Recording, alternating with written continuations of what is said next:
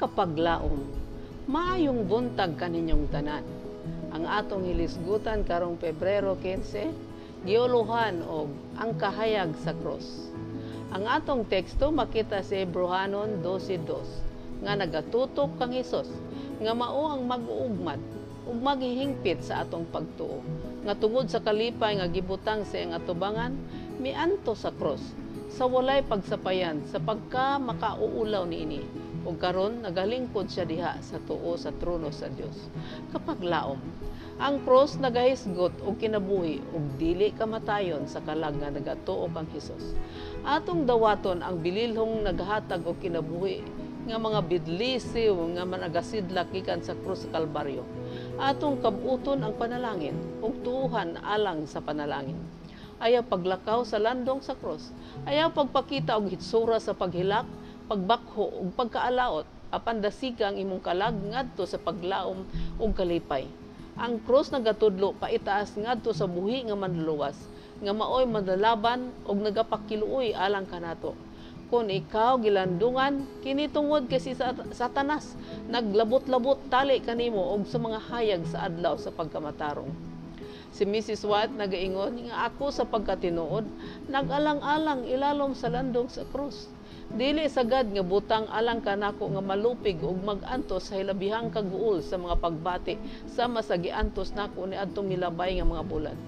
Dili na ako makaplagan nga manlimbong sa akong kalag ug unya limbungan ang akong manluluwas.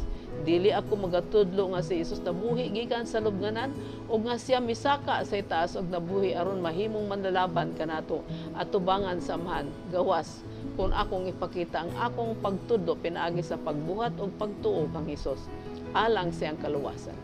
O gihatag kaniya ang akong walay mahimo nga kalag alang sa iyang grasya, alang sa pagkamatarong, alang sa kalinaw o gugma. Kinahanglan ako mosalig kaniya, bisan pa sa kahimtang nga mga kausaban sa akong pagbati. Kinahanglan akong ipakita ang pagdayeg kaniya, nga may tawag kanako gikan sa kangit-ngit ngadto sa iyang kahibulongang kahayag.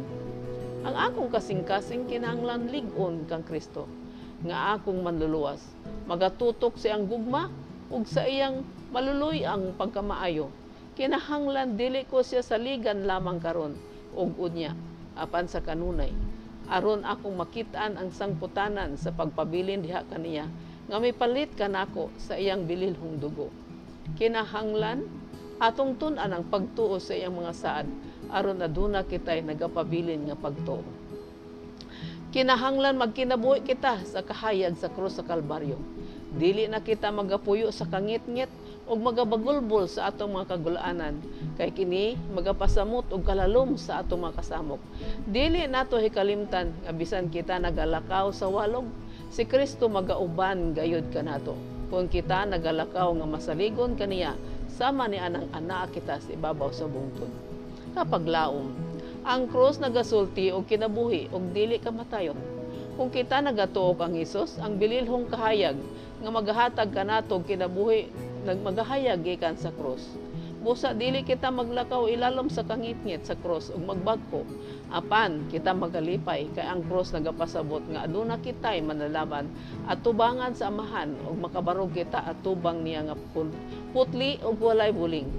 Magkinabuhi kita ilalom sa kahayag sa krus ug tutukan nato ang manluluwas nga tungod sa iyang dakong gugma giantos ang tanan alang kanato.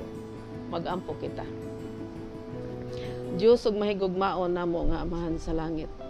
Nagapasalamat kami sa kahigayunan nga gihatag ni Kristo Hesus kanamo aron kami makasalig kaniya nga among manlaban sa panahon sa among panginahanglan.